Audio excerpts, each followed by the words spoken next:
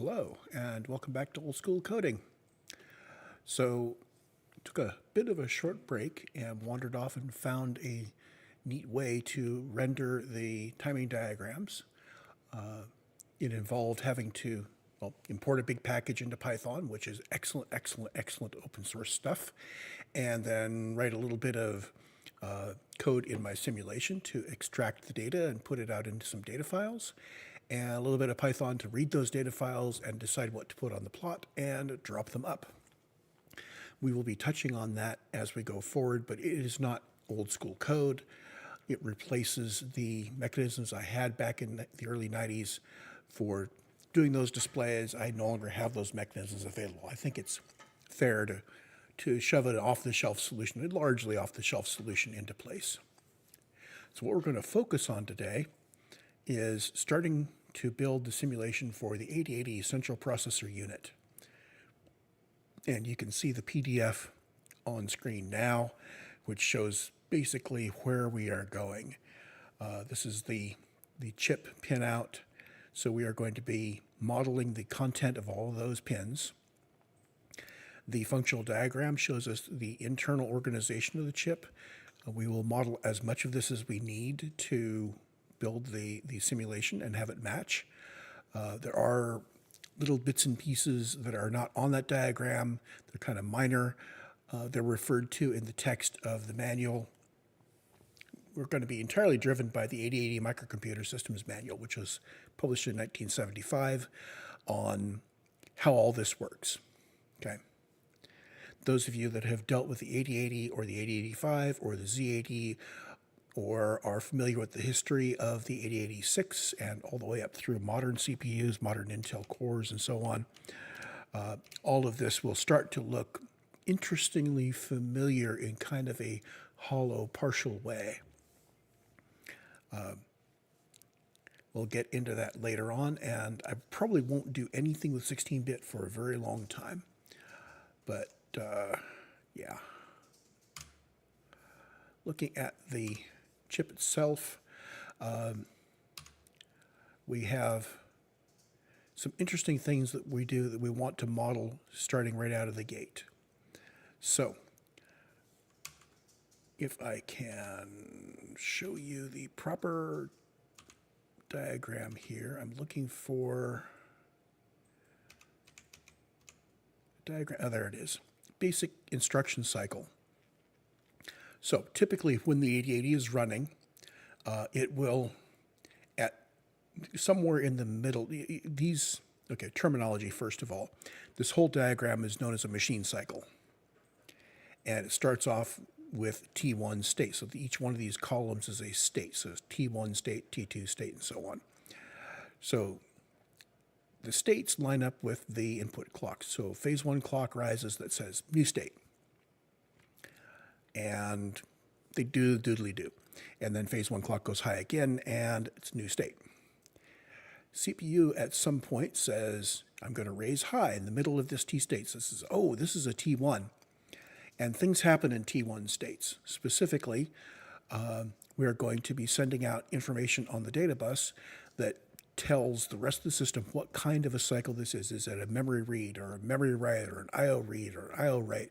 Interrupt acknowledge. Are we in a halt state? And so on. We have the opportunity for a slow memory or device to say, oh, I'm not ready yet. And we insert this column right here. This is a wait state. You can have 0 of them. You can go right from 2 to 3. You could have 1 wait state, 2 wait states, and so on. You can have as many wait states as you want while the remote device says, I am still trying to find the data you asked for. And then 3 and 4, maybe 5. These are optional. But the interesting thing that we want to start thinking about is how do we model the CPU stepping from state to state and doing the right bit of code each time, given that we are only executing code in the simulation based on edges. So we have some code that runs on this edge, and on this edge, on this edge, on this edge. It has to know what to do. That will come into the design. Part of that code needs to be, during a T1, we have to raise sync. During T2, we need to check ready. And if appropriate, we need to raise DB in. During the wait states, if we get into a wait state, we need to continue to check ready. Okay.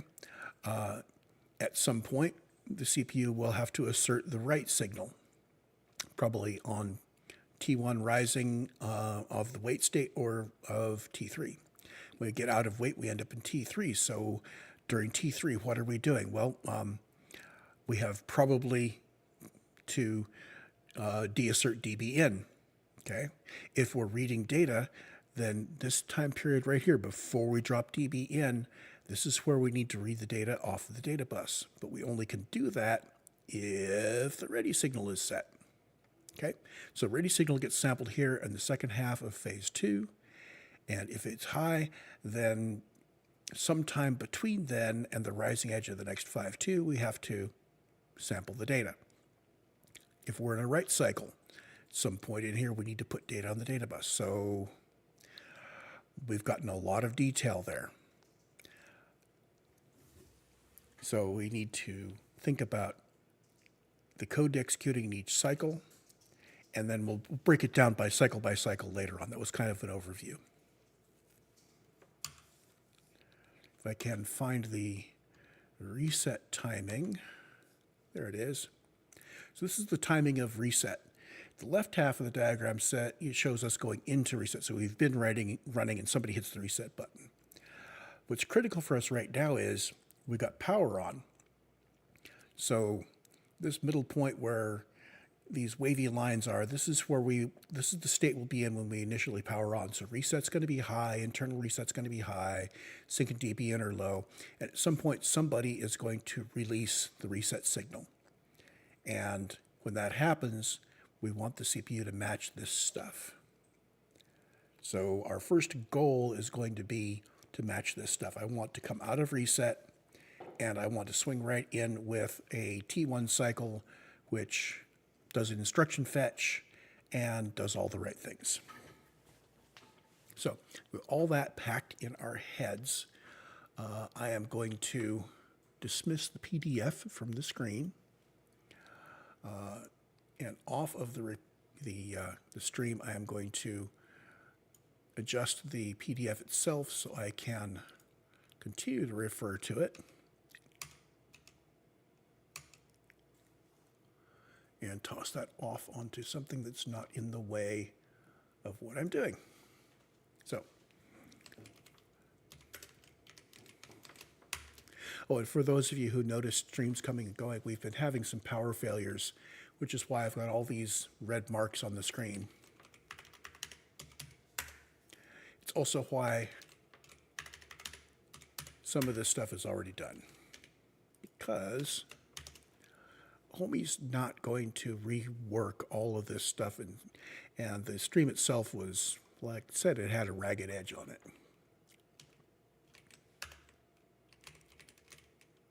That means I need to finish setting up here. Make -c in the directory. I want to -k-j cycle.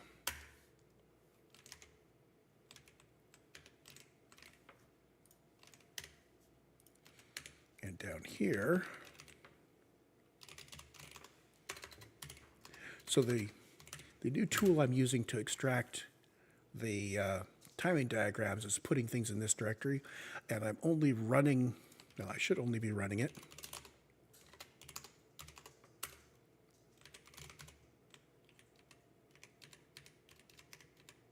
Yeah, so I'm rebuilding the timing diagrams when they don't exist. And I'm only rebuilding the timing diagrams for which I have input. So the make says, find all of these log timing, whatever, text files. This is the thing that defines the diagram. If it exists, I'm creating a list of PNGs. It says, here's how you make the PNG. And we're getting PNGs that look kind of like that. Oh, let's put that in a different window. So we're going to get timing diagrams that look something like this up in the upper right, where I've got some title and caption stuff that I can do, and we can draw waveforms. And this is actually the waveform for the 8224. This is the one that is most useful to me in terms of development.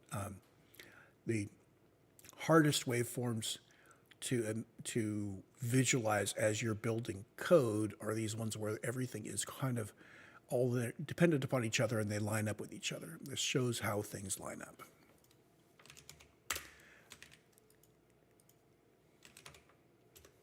Okay. Anyway, so what was saved before the last power failure had some syntax errors in it because I can't do an edge native sync because I don't have sync. So I need to go up here and grab these guys. I'm going to do the usual thing that I do, which is grab the contents of my structure and put in local variables, and then at the end have voids. We will delete the void casts and then remove variables we don't need when we're done. We don't want to assign name because it's coming in as a parameter. In fact, here we say CPU name equals name. We have all this initialization. Oh, and over here, off the stream,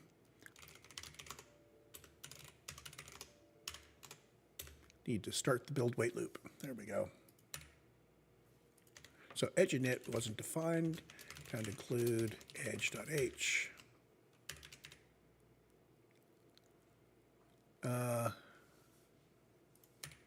Oh, too few arguments. Never mind.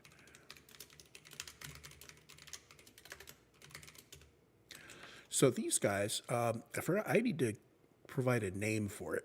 So what I'm going to do, search for edge_init.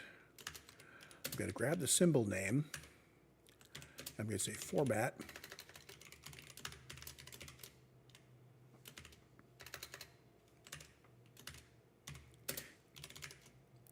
So the actual name of the sync signal that the CPU owns will be the CPU's name followed by a colon followed by sync. And the only one that violates that is the write signal, where I'm going to, instead of a trailing underbar, which is not very visible, I'm going to put a slash at the beginning of it. Now, when we show the diagrams over here, we will actually draw that as a WR with a bar over the top. So that works. Okay, so now we are compiling. Let's make sure that main is set up, and indeed we already have this going because I set that up on the stream that got killed by the power failure.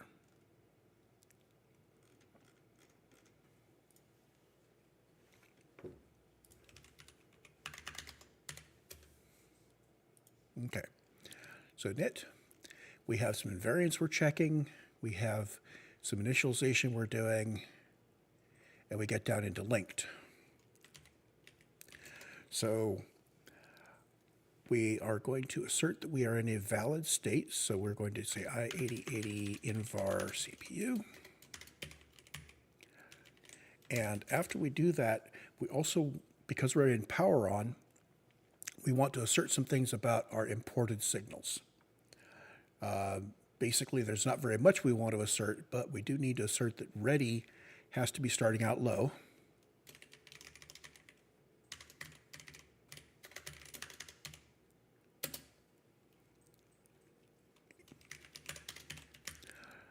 In fact, I'm going to do the same thing.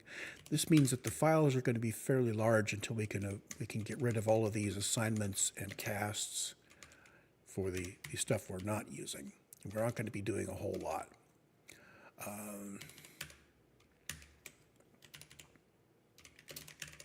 Ready needs to be low, and reset needs to be high. And the more I look at that, the more I'm thinking that this is total overkill. Yeah. So let's not blindly put in huge amounts of boilerplate. Additionally, I think we have written all of the init routine, so I can remove any unused variables here.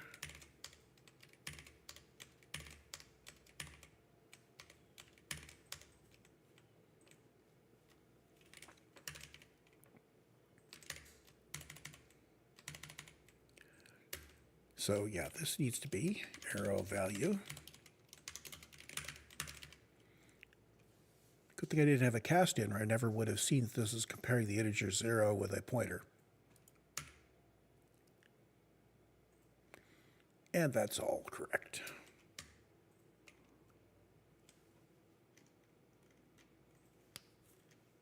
So can I kill these from the invariant and reduce my stuff down? Well, all of this can go away because I can just put CPU in front of this. We're only referencing each thing once. Aside from name. So yeah.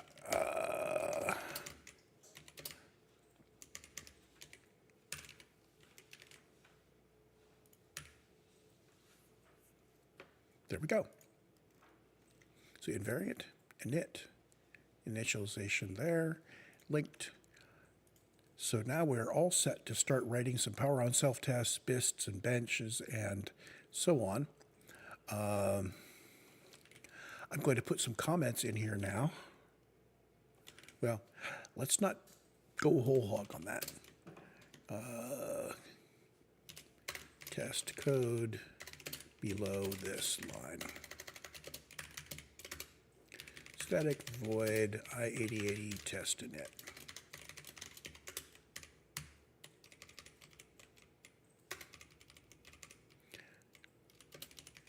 We're going to use this function in all three of our test functions down below.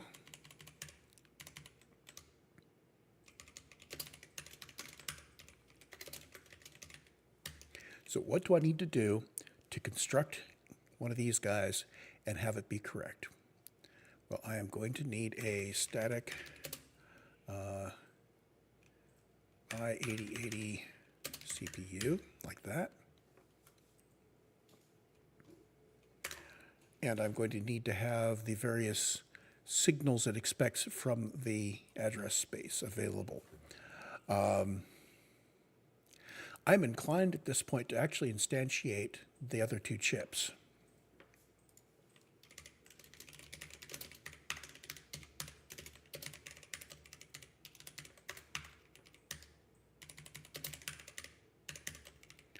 I8224, Gen, and CTL. And that will give us most of the signals we need.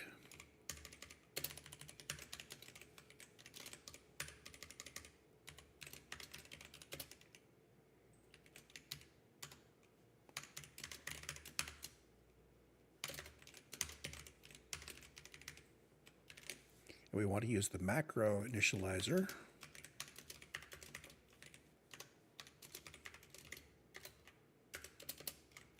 Like that.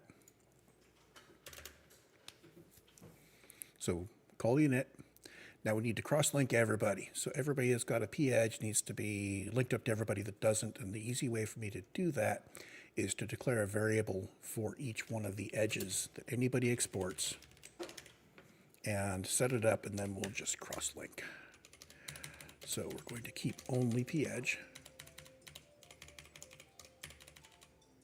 only edge.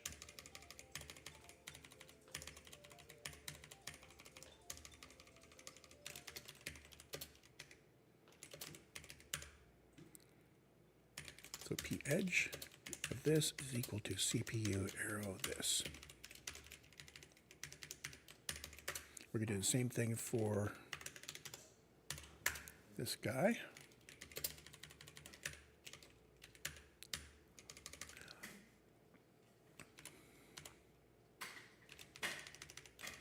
But he is that. And his edges are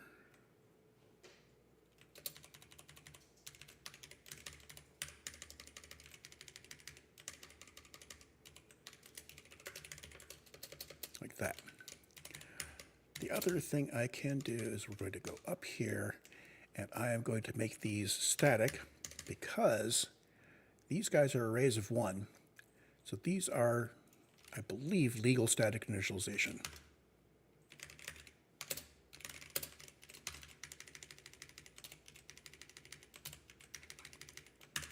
So I don't want those pointers to change. And we have a whole bunch of defined but not used on these guys. So let's get rid of those.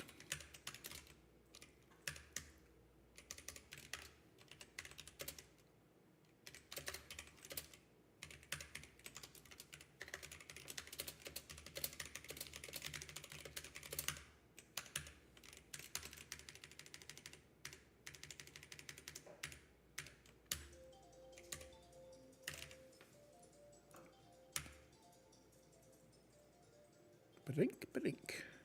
There we go. So now we have all these variables which point to the instances of the various things. And I am going to let the system tell me what isn't initialized.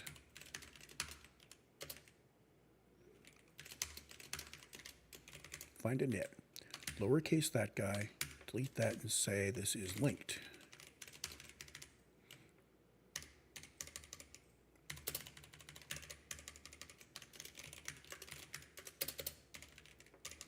So in here we have to do store, actually store edge pointers.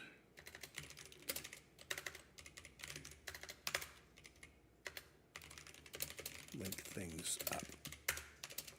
So the other two things that we have that potentially we need are the address and the data buses. So we want a static const p-adder adder equals CPU adder.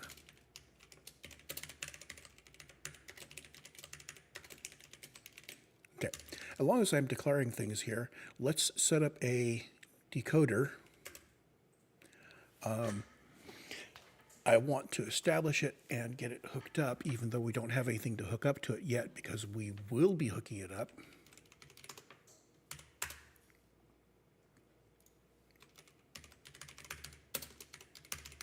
We need to do that.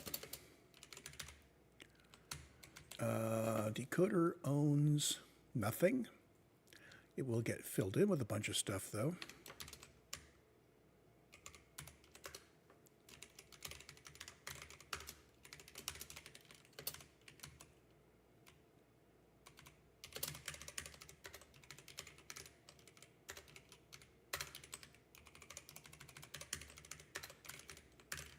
There we go. And we didn't include the header file. My post-processing always pulls up all the header files to the top. So having a header file just for testing is only a thing if you have a file just for testing.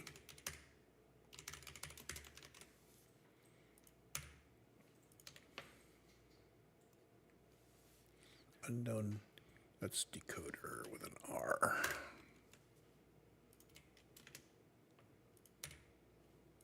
Okay, so initialization of p-adder from incompatible pointer type byte star. That's because data is not a p-adder, it's a p-data. The compiler is your friend. Data and address are not used because I didn't put them down here.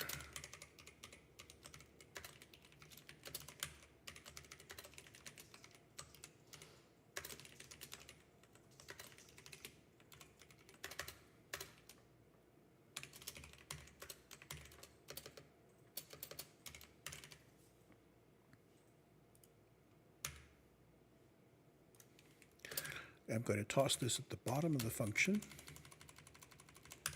Make it easier to ignore it. So, first thing that happens is we get an edge invar call, assertion E failed in some edge invariant. Well, that's unfortunate because I don't know who called it unless I run it in the debugger.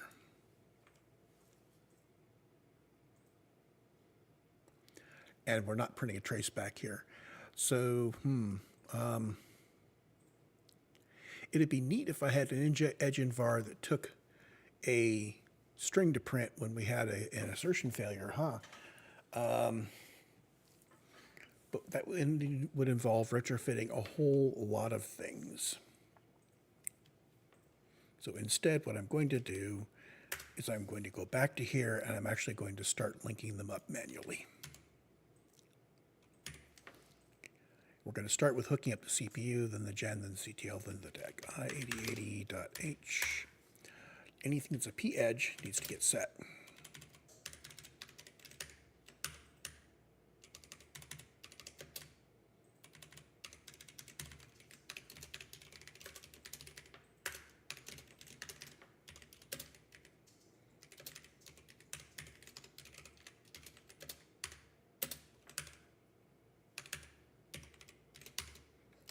Do this a little more clever. Semicolon, delete end.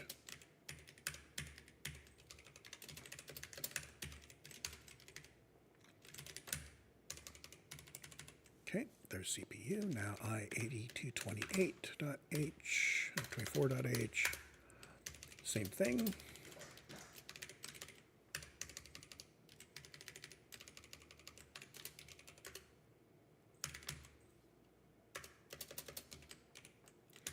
Okay, the oscillator is actually set to clock. That's coming from clock.h. Almost forgot to do the clock.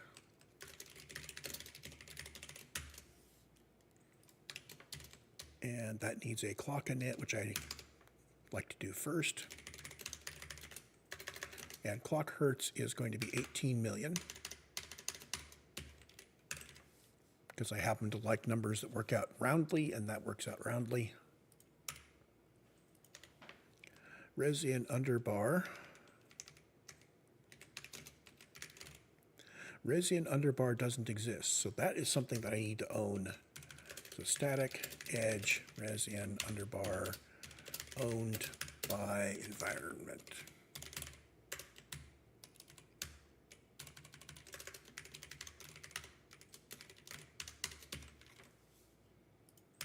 And RDYN, same thing. So these are basically front panel switches.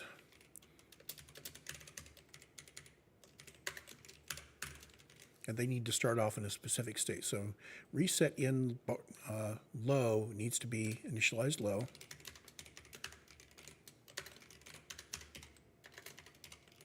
And ready in low. Ready in is, it needs to initialize to not ready, which is low. About a bit.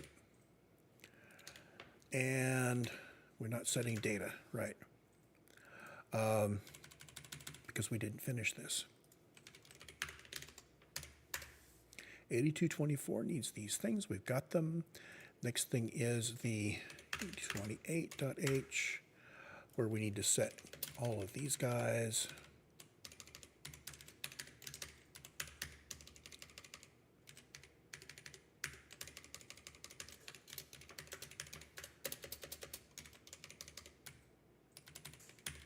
There's the control signals.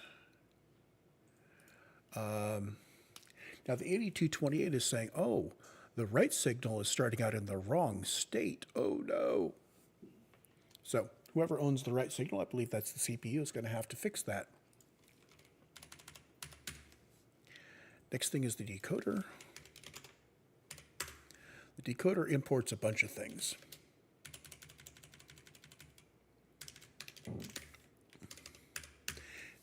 These arrays, those come and go over time.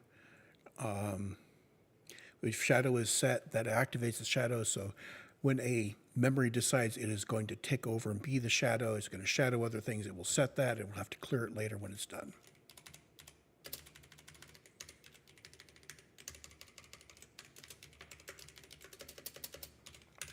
Okay, so those are all linked up.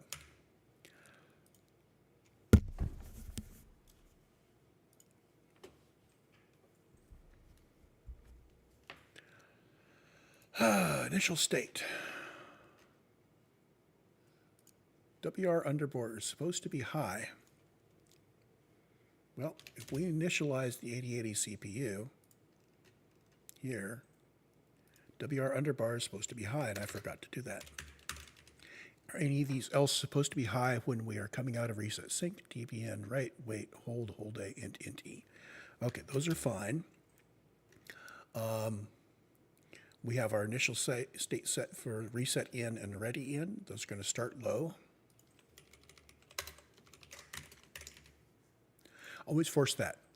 These are static, which means that they may still have a value. So if we run multiple calls to test, or run a power on self test, and then we do an initialization for another test for a benchmark, we do want to explicitly set the state of everything.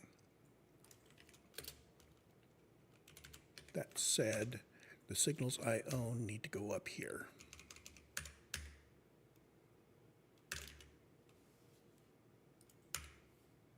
Now I've declared these const, which expresses the idea that I'm not going to point them at a different edge later, and that may or may not provide the compiler with additional information for the optimizer.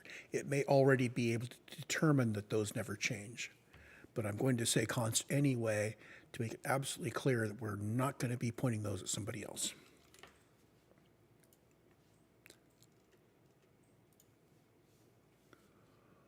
Okay.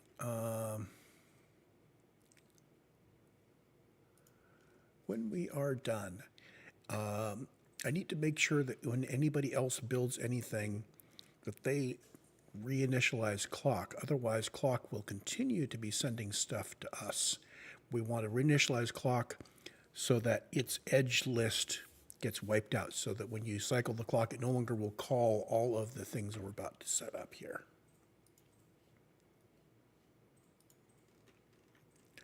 Just to make sure, I am going to wipe these out and see what we are not using yet. Let's comment them out first.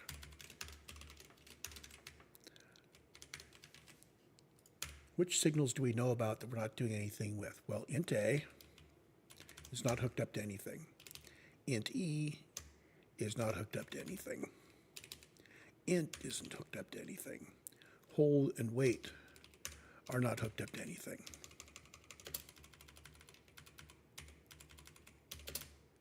So if we envisioned this as a physical system with a front panel, then these would be the signals that we would want to either display or have a switch on. I believe all of, let's see, wait and hold. Checking to make sure I get this right.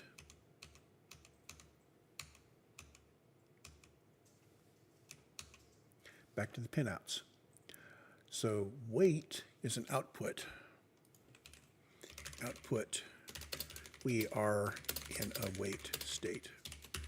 So a front panel would have a little light that says we're in a wait state. Hold is a input. Please hold for, I believe hold is for DMA, but I'm not going to make that. Yeah, hold for DMA. Now, HLDA ends up going to the control chip, hold acknowledge, and it will terminate accesses of various sorts. So hit hold. We would probably, a lot of the signals that go from chip to chip, we'd probably include in a front panel display. If I keep mumbling about front panel displays, it's because I would very much like to draw something on the screen that looks a heck of a lot like an MSI 8080 or an Altair 8800, and actually have blinking lights on the screen so we can step through things and see the lights do things. So int E is int is an input from interrupt controller. We need to design the interrupt controller at some point, and there is an interrupt controller chip that we could model. I probably should have modeled that before we start, but there are interactions between the interrupt controller and the CPU, because it uses some things that are a little weird. The 8080 is centered on the idea of if you have an interrupt, you do one cycle that gets the instruction, and then you execute the instruction, you go on. And that's great if that one instruction is one of the single byte reset instructions. It does a call to a specific address. But the fancy interrupt controllers in Intel systems actually send a call instruction. So they send the call and they send 2 bytes of address. And getting that working is going to require cooperation between the interrupt controller and the CPU simulation and the 8228, which will need to do something special to cause us to change those next 2 memory cycles change them from memory cycles, reading from memory, to int-act cycles. So we actually have to manipulate our truth tables of how we produce int-act and have to remember state in the 8228 that yes, indeed, we had it int A, so we are going to be doing some memory stuff with int A. And that may be something we do by overloading some of the status bits from the CPU. Maybe we, instead of doing mread, we have a next int A cycle. I don't know. Anyway, output, interrupts enabled. We're going to run without interrupts for the moment. And this is output fetching interrupt opcode for now. So those are the 5 signals that we know about that are currently not going anywhere. They're output by some chip and not looking at anything. But this is the test init, and this is viable to place in at BIST, bench, and power on self-test. Okay.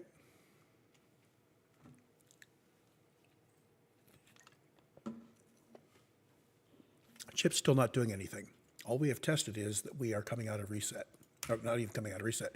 We are arriving in the power on state.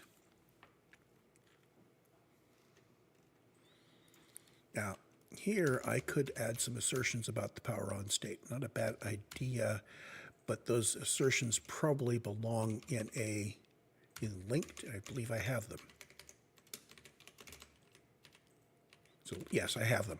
So linked says we have finished linking up. We're in the power on state. We have to have a valid CPU and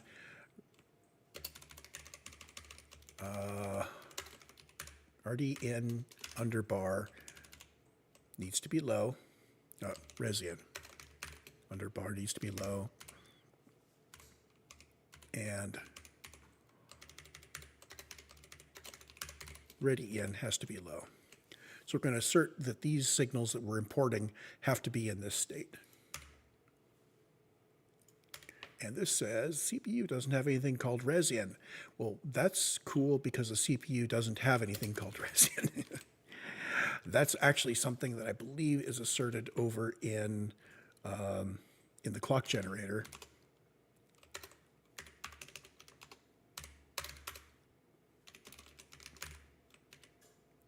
There we go. Yes.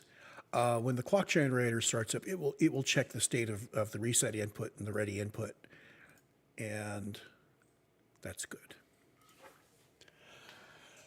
Okay. Deep breath.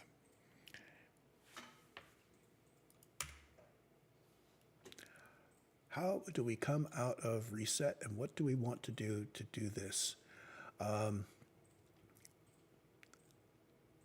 Looking at the timing diagram, what I really want is for T1 rising edges and phase 1 rising edges, phase 2 rising edge, and phase 2 falling edge to be captured and sent to a function somewhere that does something.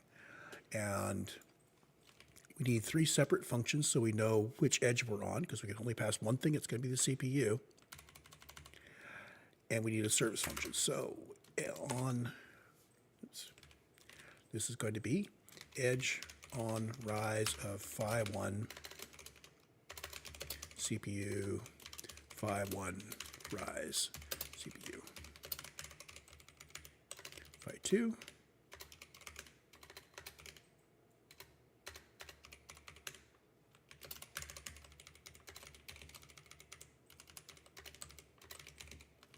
So those are our 3 tickers, so to speak.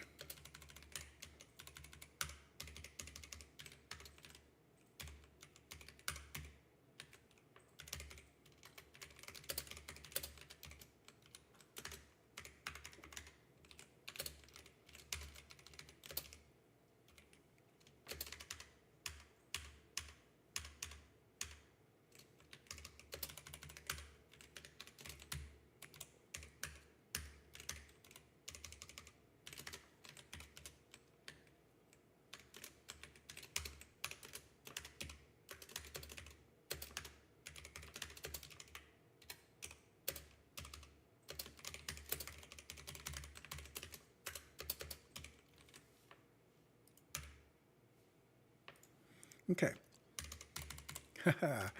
For now,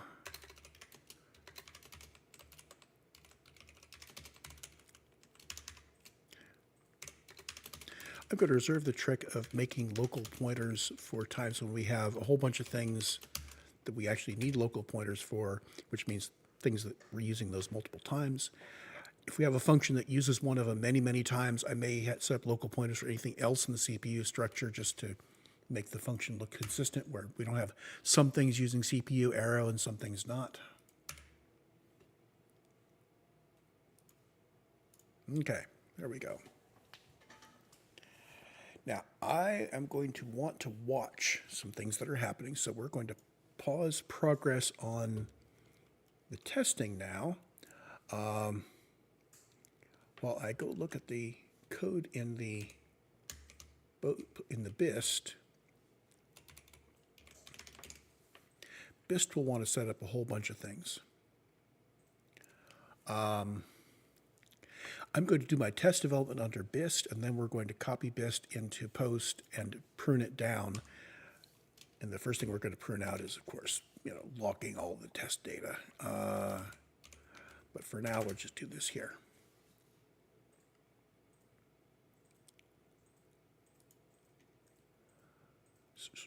Where'd it go?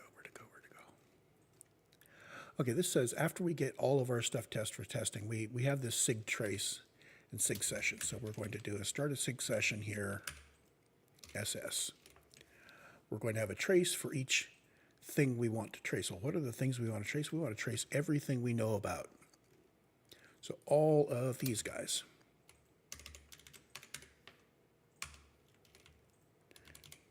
Now, I have not yet worked out how I want to represent my address and data buses on the timing diagrams, so for the moment I'm not. So each one of these, find equal, cut end of line, find the space, so there's that.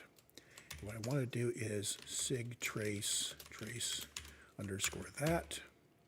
Then we can do sig trace init of trace under that, SS, and the name of the signal.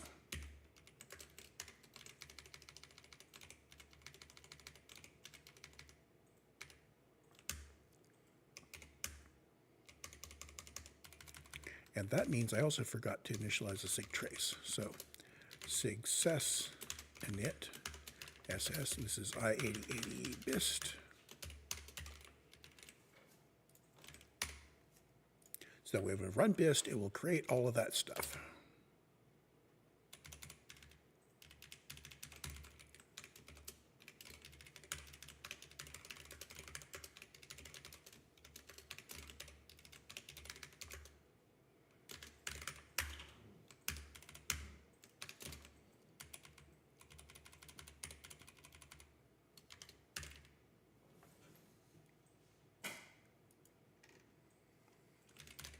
So did that really get all of my signals?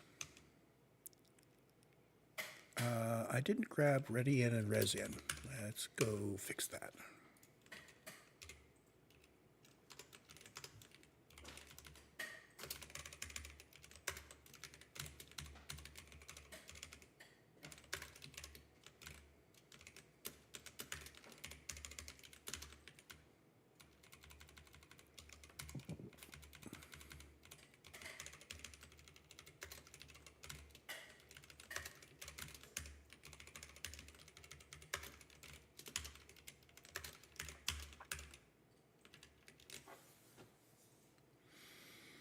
So once I've done that, anything I do that wiggles those signals is going to get launched out to those files.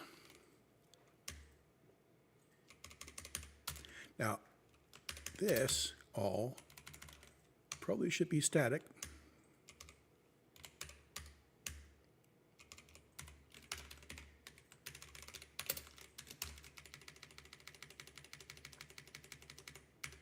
Because I really want to move these out to something else. I8080 trace init.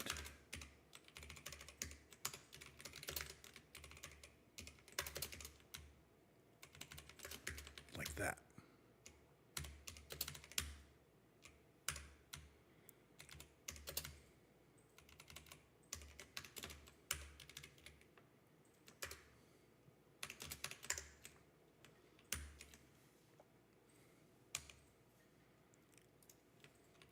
See, I don't want my BIST function itself to be so large that it is completely unusable, completely unreadable. And after we do all the work, we're going to do I-8080 trace Finney.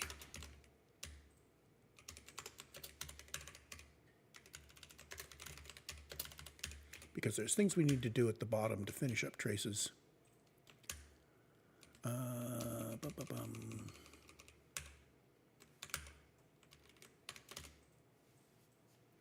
trace Finney.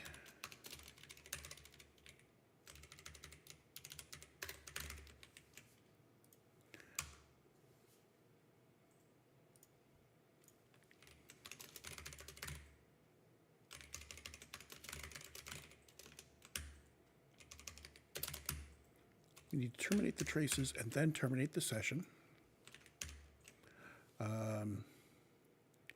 Trace Finneys can actually be done before we create plots if we want to, but they don't need to be.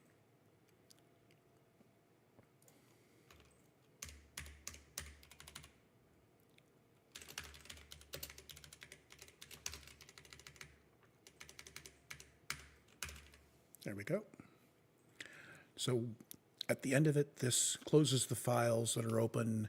It assures that we have flushed valid data out to the files, and so on.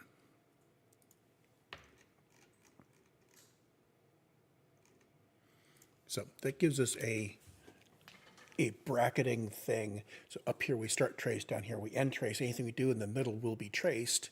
The stuff we do in the middle we can yank up here into post without the tracing, and it will run faster and quieter. And we can yank it down here into bench, and it will run faster and quieter in bench. And of course we can then say, well, anything we are asserting in post, we can take the assertions away in bench. So all of it starts off with how do we want BIST to work. Building a plot involves declaring a sig plot and initializing it and giving it a list of signals and then doing a Finney. And you can do that. You do need to know the starting and ending times. So generally you do this after you have run the traces because you need to know starting time and length. Now, if you know the length, you can do a sig plot in it whenever. I would love to be able to pass an array. It would be so easy to do this with var args. Yeah. But then we start looking like the old Windows X11 APIs had a lot of, oh, at the end of the parameter list for this function, we're going to take a whole bunch more parameters, some of which are going to be this and some of which are going to be that. It's going to end with a 0. And then your var args parser had to say, well, I'm expecting this next, I'm expecting that next, I'm expecting that next, and oh, I got a 0, we're done. And that means that when you wrote the code, there was no way for the compiler to type check your parameters. So I recall writing that stuff. I recall functions that had 25 parameters, and I will never, ever write code like that again in my lifetime if I can get away with it. That is not old school coding in the late 80s, early 90s. That is old school coding from the 70s, people that didn't bloody know better. So what I'll do instead is I will just write out as I've written it out here. As tempting as it is to compress it, this is not a language where I can create an array of these trace pointers and the guy at the other end gets the array which knows its length. See, he doesn't do that. So what do we want to actually do in here?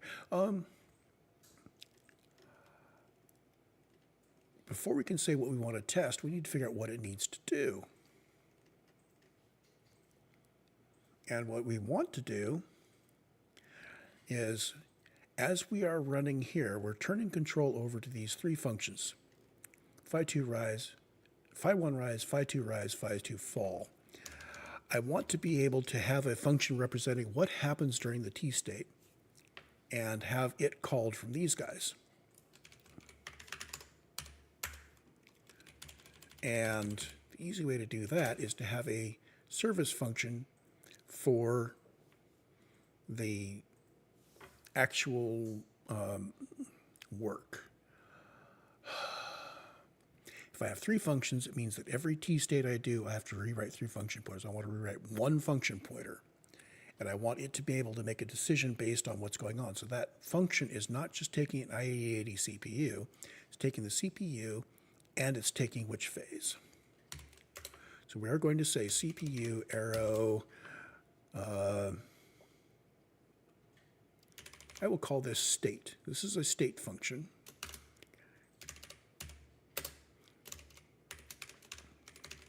I've got to pass it a constant. So this is going to be void star state. It's going to take a struct 8080 star CPU, and it's going to take a, I should do an enumeration here.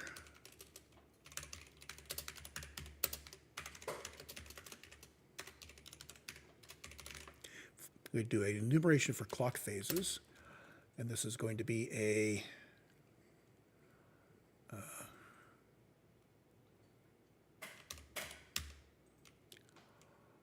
bugger. No.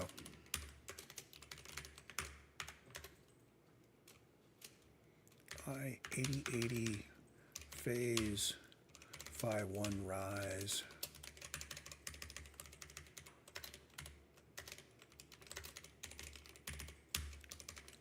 So we're just going to pass in a integer here.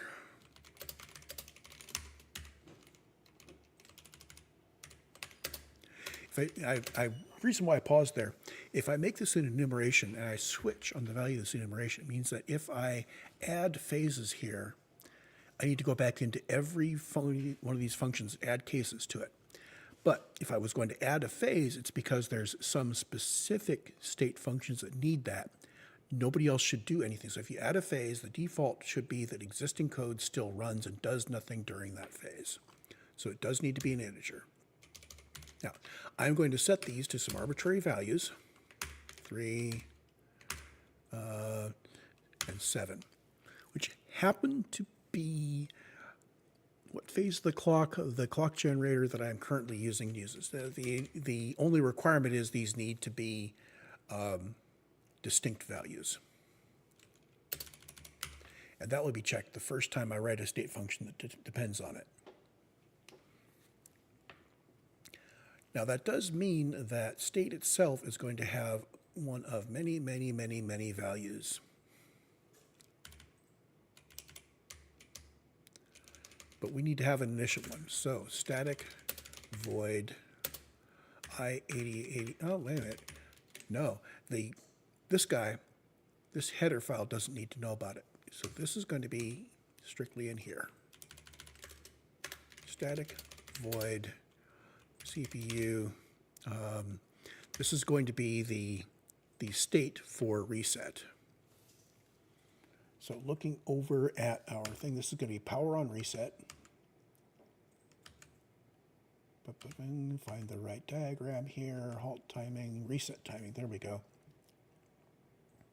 Showing it on the screen real quick, and I'm going to put it off to the right-hand side, like that.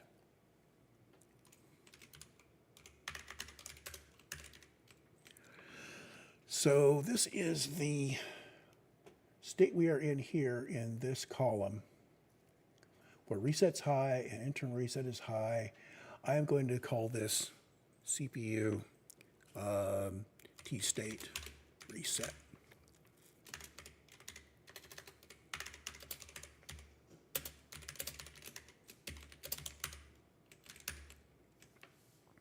And we're going to go down below these guys.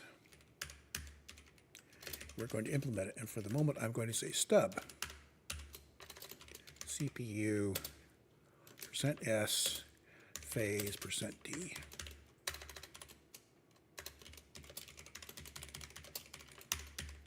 And he will do nothing.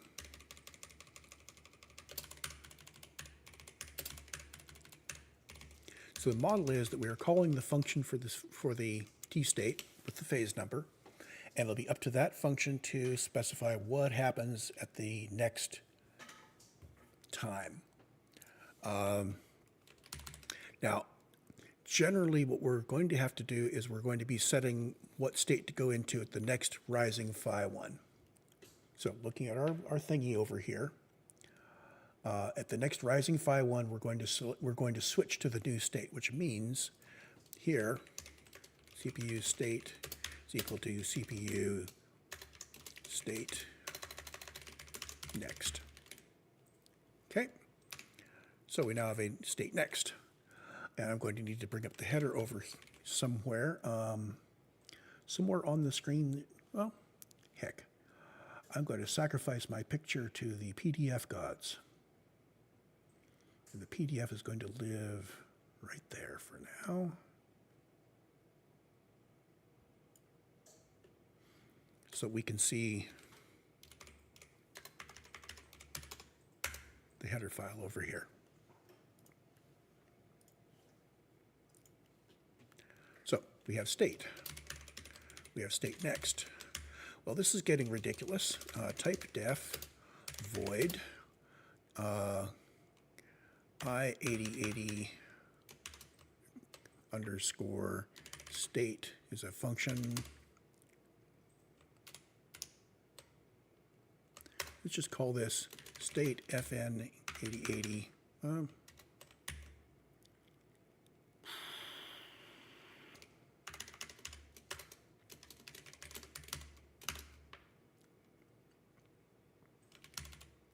So the trick now becomes, how do we declare this stuff properly? If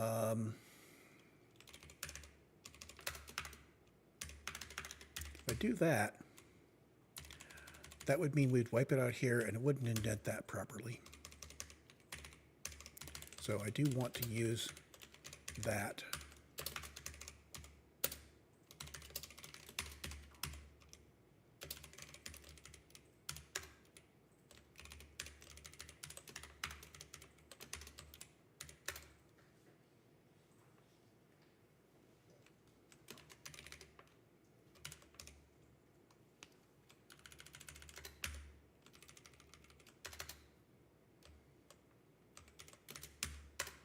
So this is a pointer to an 8080 state function.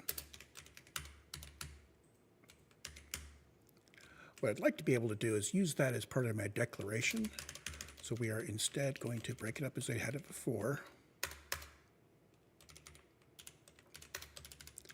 I'm going to say this is a leading F to say it's a F8080 state and a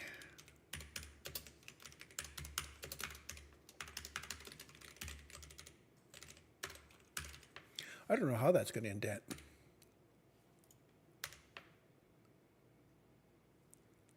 Struct S8080 declared inside parameter list will not be visible outside this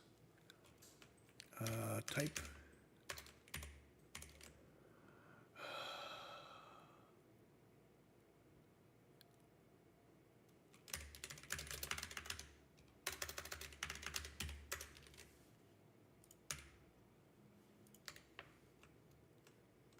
Okay, so now we can say P8080 state is state and state underscore next.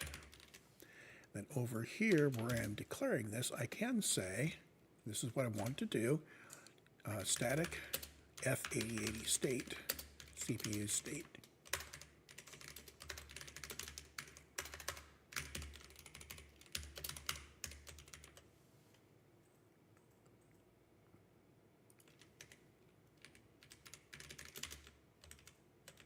Now down here, we're going to declare it this way. We'll see if there's a yeah,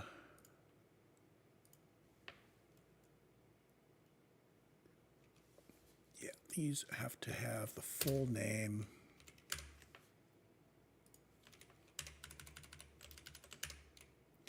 Now let's hide that value in the C file so that I can use it without the I8080 phase number.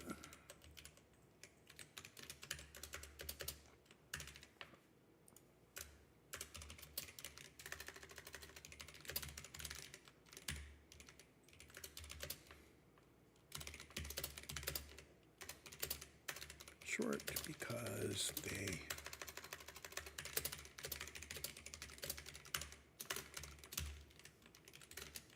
By the way, we're going to have a whole bunch of these functions, and we're going to have to put them in separate files, which means they will be visible in the global namespace. Or at least in each given file, there's going to have to be some state that's visible globally so that somebody else can reference it. We'll work on that when we get to the time comes. So static void unknown type success.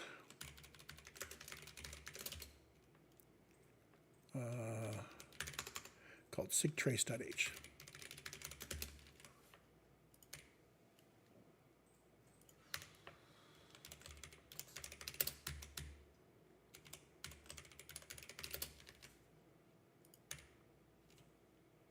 So CPU state reset but not used.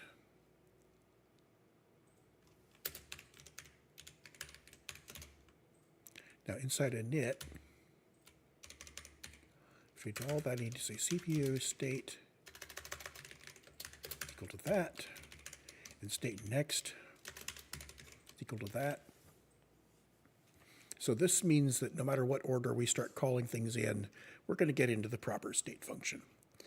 And any state function that sets states next will transition to that state here.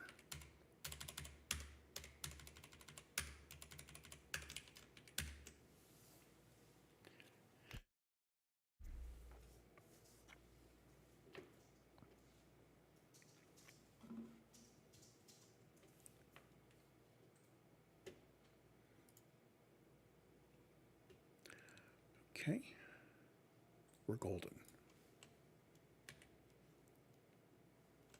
So looking back at our PDF again,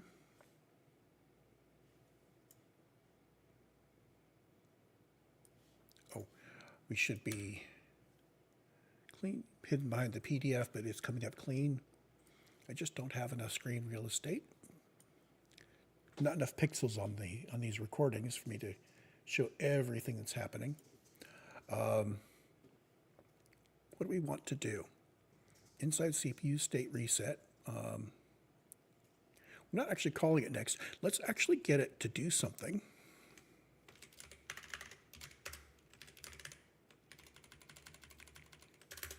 I'm going to let the thing crank up. So clock. What was the clock stuff? So I clock initted, okay? And now I want to run for once. Run for a bunch of times, actually. Run for a given tau. Tau t0 is equal to tau. Clock run until t0 plus, let's say, 72 clocks. So that is 8 t-states.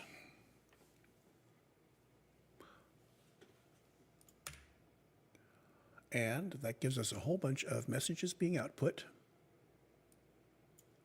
And that we're in CPU phase 1 over and over and over again. We're in CPU phase 1, and that's all we're printing.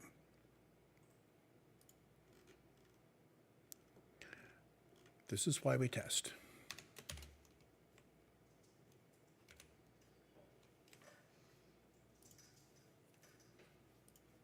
Haha. Phi1 rise, Phi2 rise, Phi2 fall. And we don't need to have a new line here. And there we go. Put this back over here so we can see the CPU, the output here.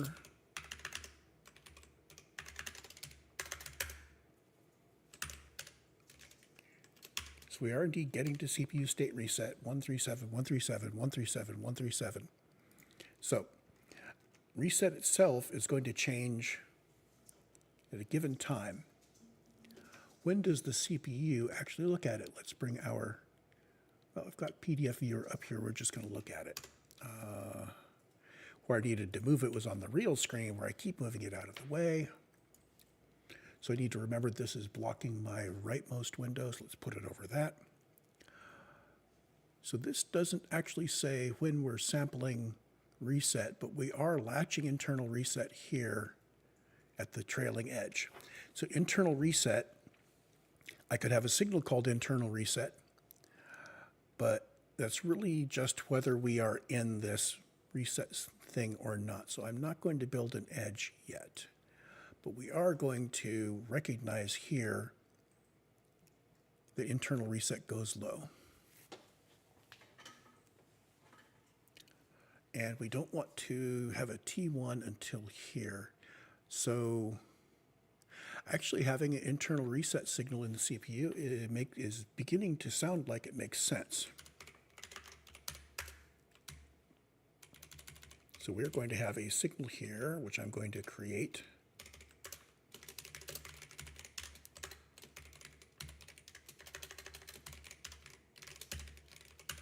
Okay, so now this guy inside init needs to set this signal up.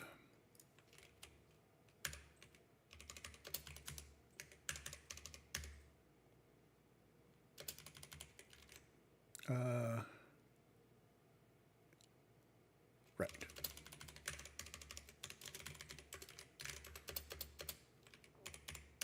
Then internal reset, when we are just doing power on reset, we see that it starts high.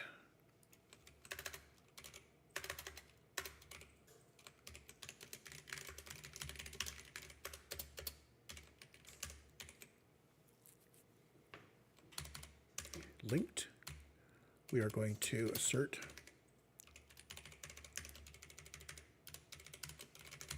the internal reset is still high.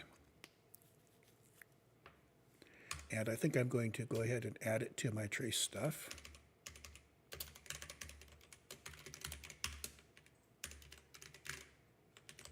So wherever we say trace reset, I'm going to do an internal reset as well.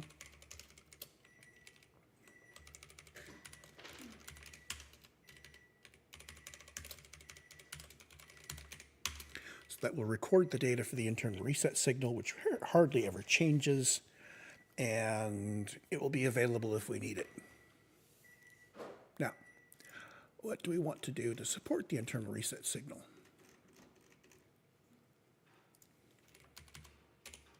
Well, during phi1 rise, when we're in this guy over here, I'm going to say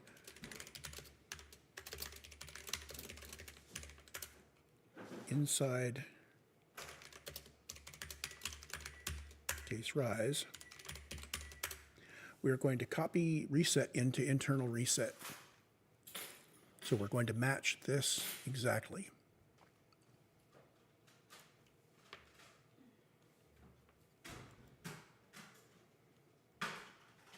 And we only really care if reset goes low, we're going to set internal reset low, because we know internal reset is high. So if 0 is equal to CPU reset value, then edge low CPU internal reset. Okay. So that captures, where'd it go? This edge right here. So during this state, we're still in T reset, but we have brought internal reset low. And we want to arrange for the next cycle here to be a fetch. We're going to do that during the falling edge here. As I was tinkering with this, I found more and more that setting the next state was something that I could do here on the falling edge of phi2 in general, and it made sense. CPU state next is equal to CPU state fetch. So that puts us in a fetch, which is going to be M1, T1, yada, yada, yada. Our logic for this will change in the future. But for this to work, get rid of that, we need to have state fetch. Now, fetch is going to be all sorts of interesting. In fact, let's start giving our states names that could be made visible through the rest of the system. So instead of CPU state reset. This is I8080 state reset. And now we're going to have an I8080 state fetch. At some point, we'll start moving things out to other files. We won't do that yet.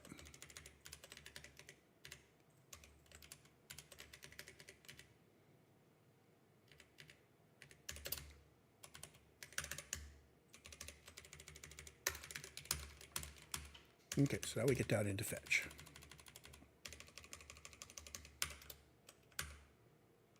I had a print line. There we go.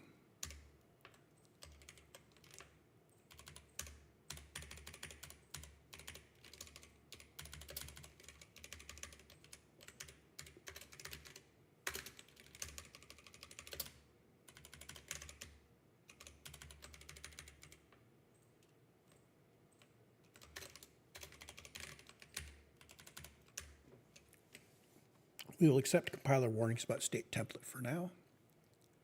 So state fetch is going to do some things.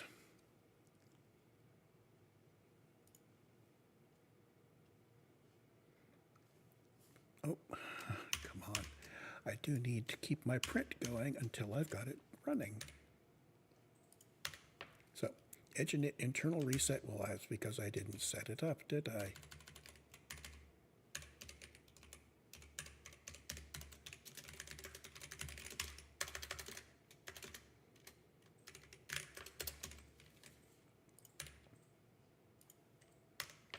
CPU state fetch is undeclared because this is I8080 state fetch. So template is defined but not used.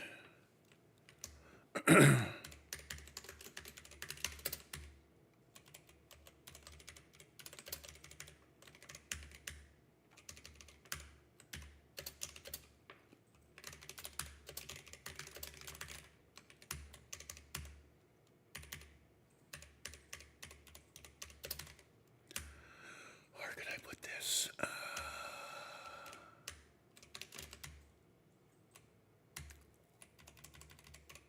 Let's put it here.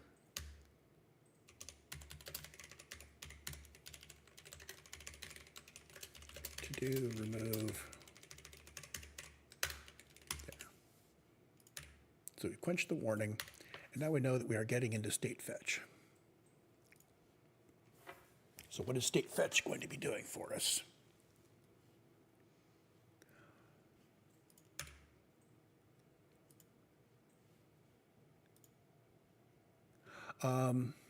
As we build this, I'm going to turn on a plotter so we can see what's going on.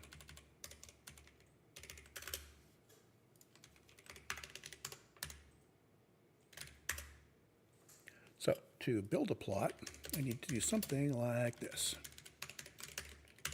Now I'm just going to use a single sigplot object here.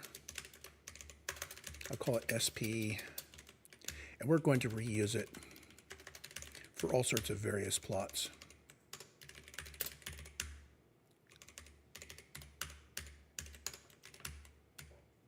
So SPSS I8080 BIST. Title is going to be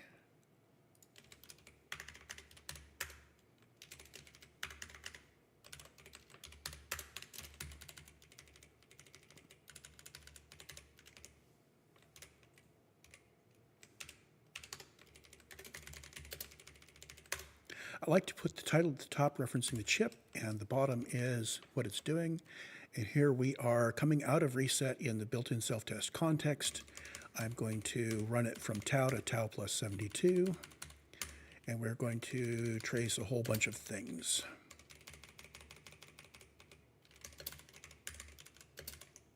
So what are the important signals for me? I've got that behind the PDF again, don't I?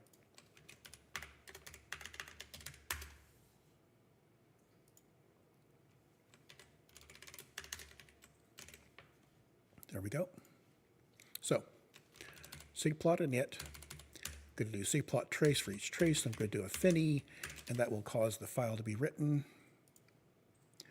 And the things that I want to include on the timing diagram: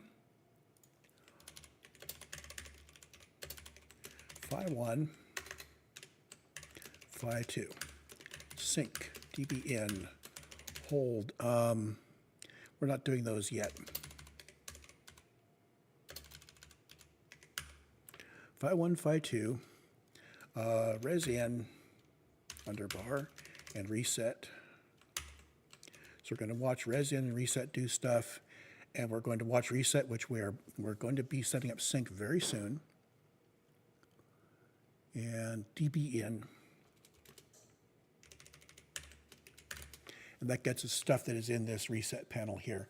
We're not showing address and data at all yet. I also want to show STSTB below sync, because that will be important for us to watch what's going on downstream from the control bus. And I want to also watch memr. STSTB is active low. And there we go. So we see that this actually turned one out. Now this is going to be old. Let's regenerate it. It's behind my head. There we go. I'm going to put the compilation behind my head, and we're going to work with the images up in the upper left-hand corner. So this says what we're doing so far. Res in is low during this entire 72 clock period time, and all of these are unmoving because we haven't done anything yet. All we have done is clock run until tau plus 72, giving us a bunch of clocks. So I'm going to change this 9 times the number of t-states I want to run. Let's run 2 sets of 5 t-states.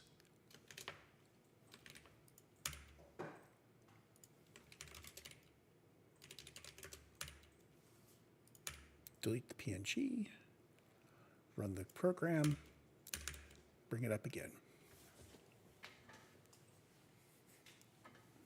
So how do I want to bring this out of reset? Well, let's run, say, 2 t-states with us in reset. Then we'll say edge high of, so we'll release res in, and we'll run for 2 more. There.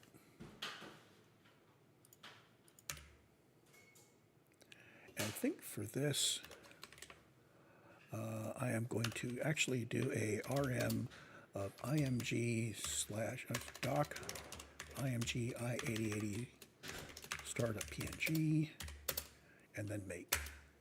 So when I do this, it will regenerate any of these guys. And I believe that will update in my editor automatically. So now we see that 2 t-states in, res in is going high here, reset goes low there. So let's trim this down. 1 t-state in will do it.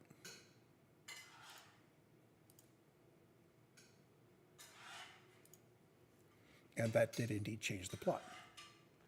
So we see 1 t-state with us in reset. Res in is going to go high. So we're just happening to bring res in high at this edge here. Looks like I am starting 1 clock before. So I've got 1 sample before the thing. So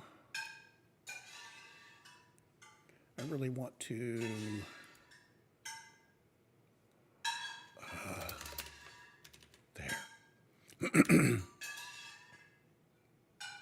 yeah, that's because we're advancing. So, oh, if I don't, we're not going to see the rising edge of phi 1. That's okay. We'll just pretend, this is all power on reset to the left here. But I would like to see that 1 cycle.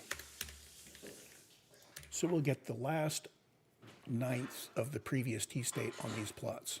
That's fine. Clock run 1.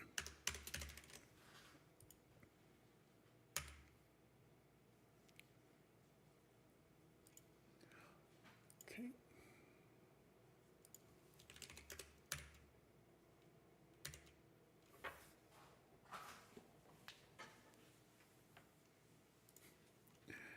That does nothing because we're running until a fixed time period here. So T0 plus 1 gets us to the beginning of the T state, plus 9 times the number of machine cycles, plus let's offset res in by 6 clocks.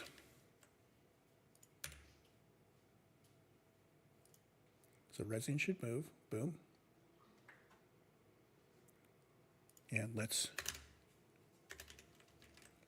yeah, we can have this, have that much of it because we're going to probably break the plot after we do some things. Reset goes low.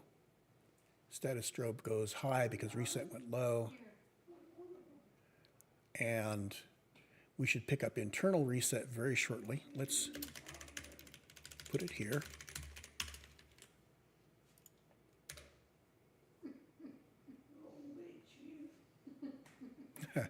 Internal reset is still called gen reset.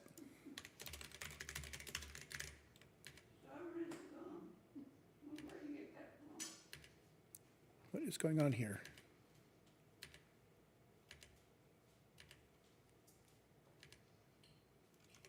I know why you just wait until There we you go. start reading. Huh? Oh, yeah.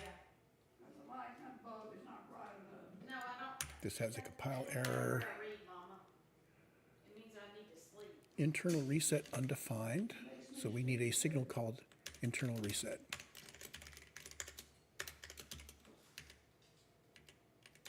It's right there.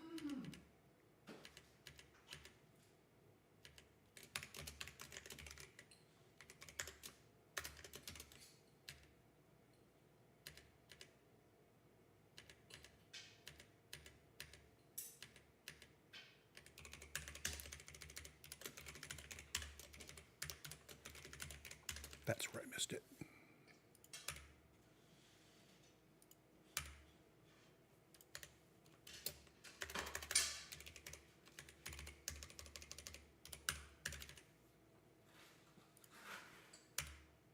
Work my way through compile errors. So internal underscore reset. I am typesetting this so that the underscore turns into a blank, which means when I initialize the name,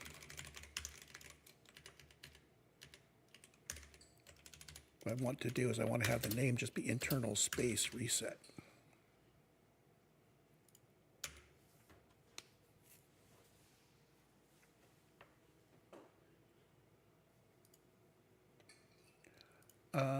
Interesting. So the method I'm using for typesetting it does not maintain blanks.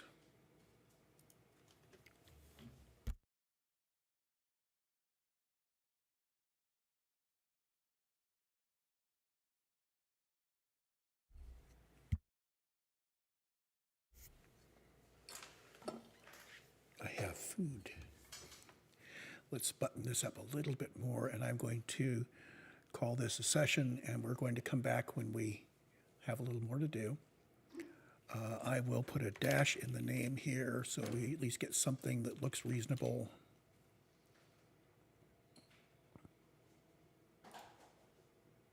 CPU internal dash reset. So this string is used to create a file name, and it's also used to create what we typeset here.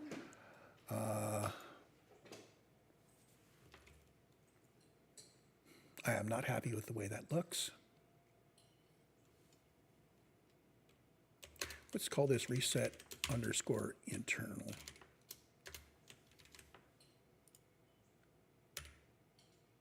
That actually makes more sense because now we actually use a subscript.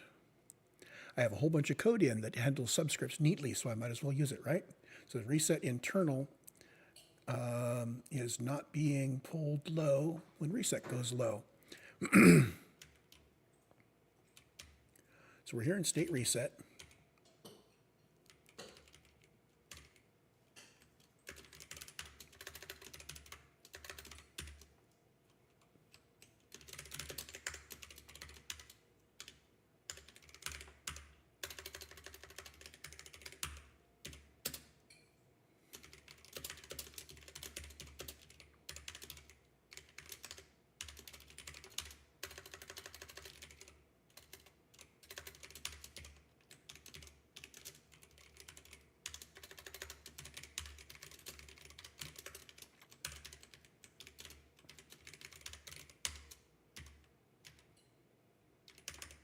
So if 0 is equal to reset value, then we bring reset int low.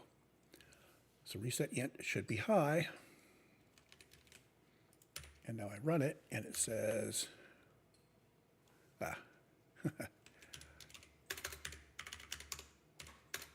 had to change the name of the field in the header file when I change the name of the field everywhere else.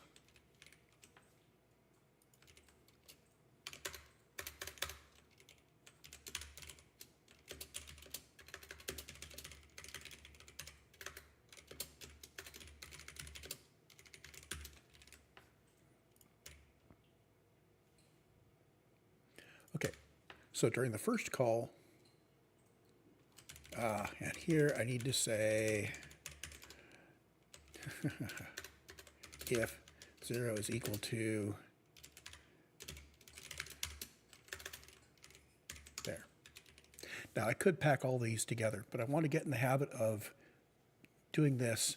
There may be other things that are going to muck with state next and state M1 and so on.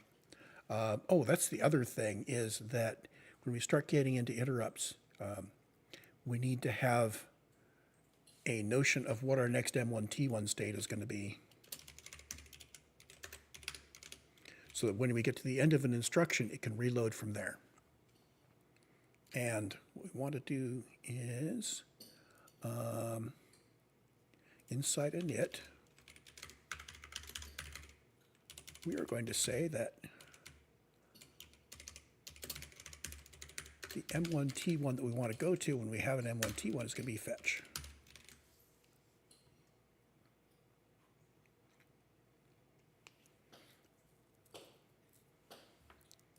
And that means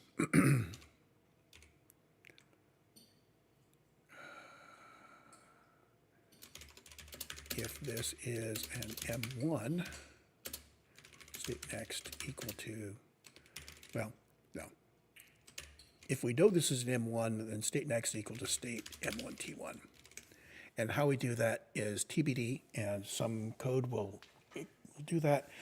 I think I remember that there's a signal that needs to be pulled that says I am in the last T state of a cycle. And when we see that during that last T state, perhaps this guy at the bottom of this says, if in last T state of an M cycle, then set state next to state M1 T1. There. But we haven't figured that out yet. We'll leave that as a to-do, because I want to get to my dinner.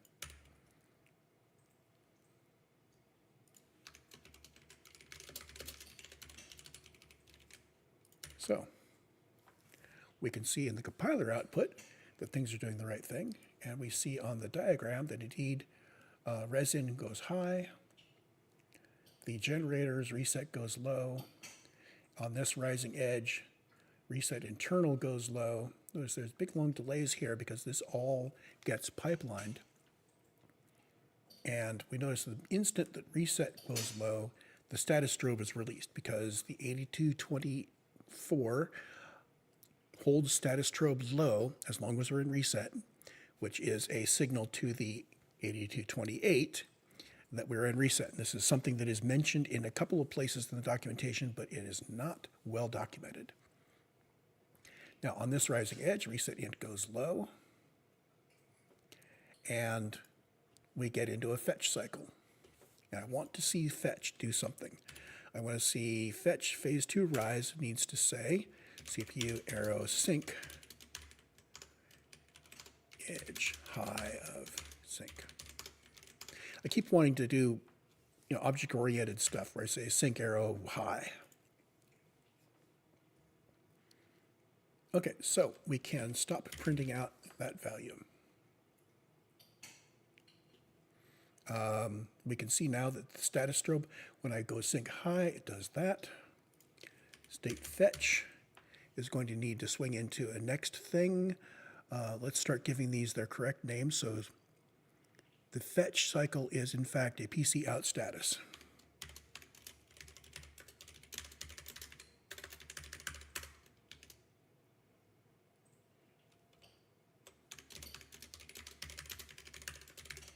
except where, of course, it's supposed to be a actual English thing that I'm using, fetching interrupt code. So PC out status is T1, T2 is inc PC, and T3 is op. This brings the op code into the instruction register. So this is op read. And this is going to be M1. This is a T4X. Just call this state X, because that's what it looks like in the diagram. So NOP will be PC out status, PC inc, op read, and X. So now we need to actually build those.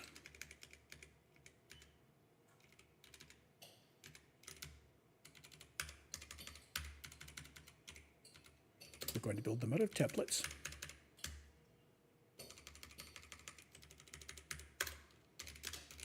PC inc,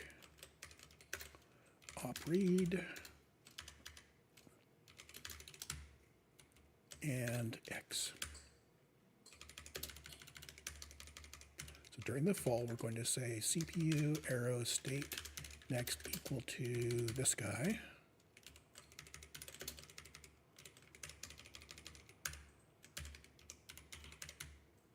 And this guy during his fall is going to set it to PC, is to op read.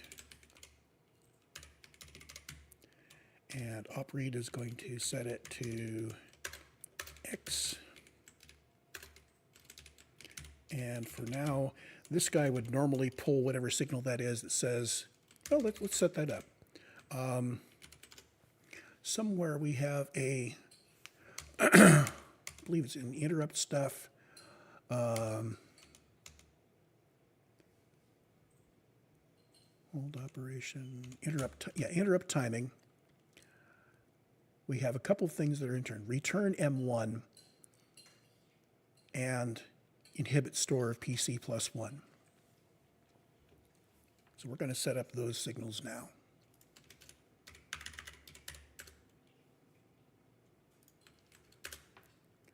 So they are, I could just set them up as data values, but I would like to be able to place them on a timing diagram. So we need edge. This is ret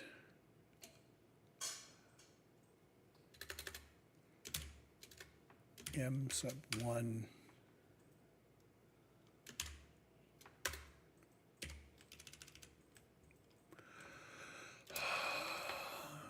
reset int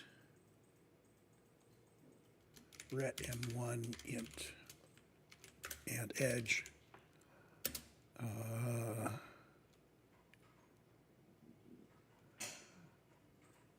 inhibit store of PC increment.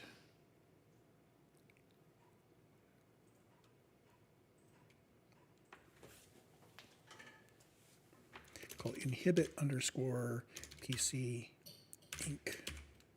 And that's going to be typeset as a subscript that says PC underscore inc.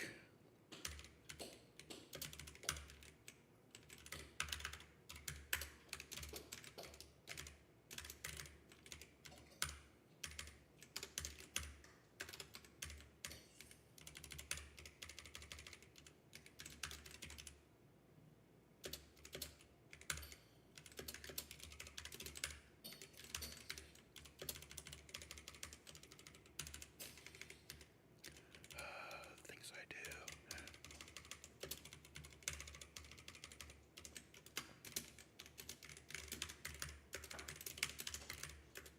Ooh, Lord, Susan, that was wonderful. We done? Here's number one, twice. Oops, INH, not INC. Inhibit. You want a piece of chocolate? A piece of chocolate before it's too dark, too late?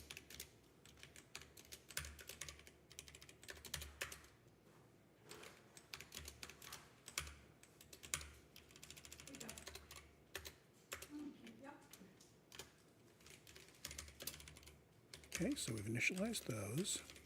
Continue looking for more things I need to set up as signals.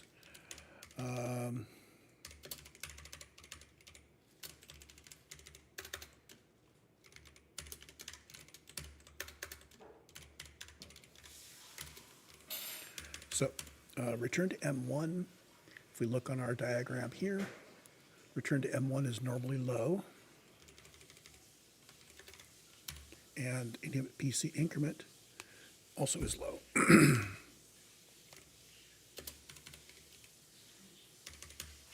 And I initialize them to high by mistake.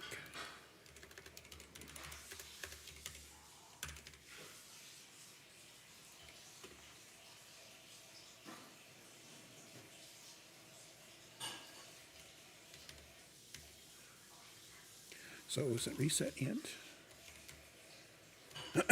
Now down here, those are our new signals. What I want to do is during, if we look over here at the interrupt, the return M1 goes high at the beginning of phi 1 and goes low at the beginning of phi 1. So here we want to say edge high CPU ret M1 int.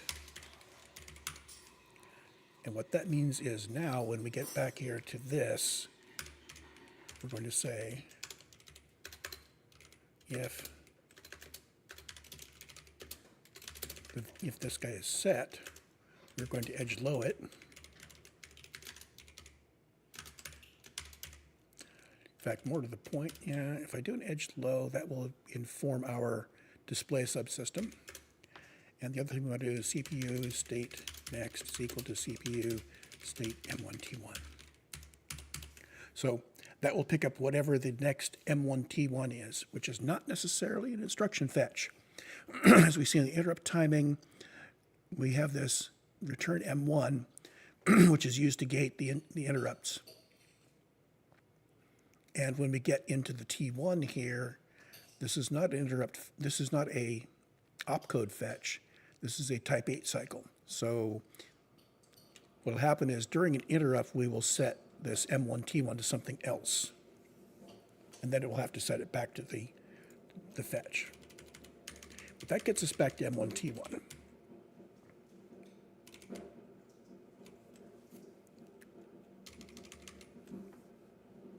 So now if we run, I probably want to make this wider.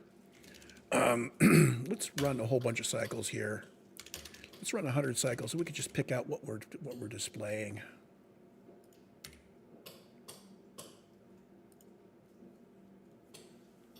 So I'm going to double the width of this. I'm going to do 144 clock cycles. So we do 2 extra so we can go on into the next.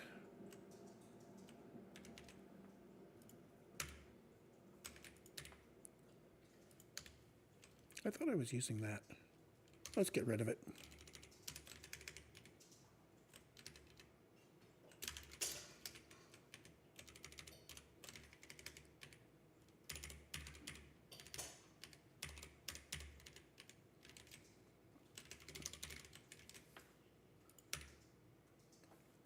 So here's the new diagram. Notice as I changed the amount I was storing, it did the right thing. So we see sync going high. We do not see sync going low because I forgot to put that in. So during APC, during phi 2, when it's rising, we bring sync low. dbn goes high. And during the op read, dbn is going to go low.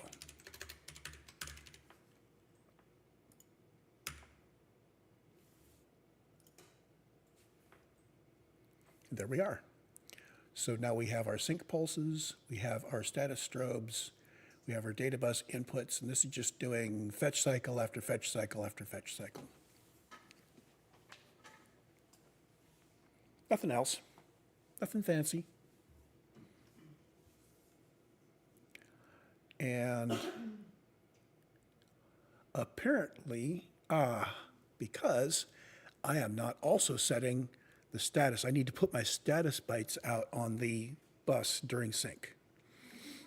When it's about time I go home, Huh? don't you think it's about time I go home? Well,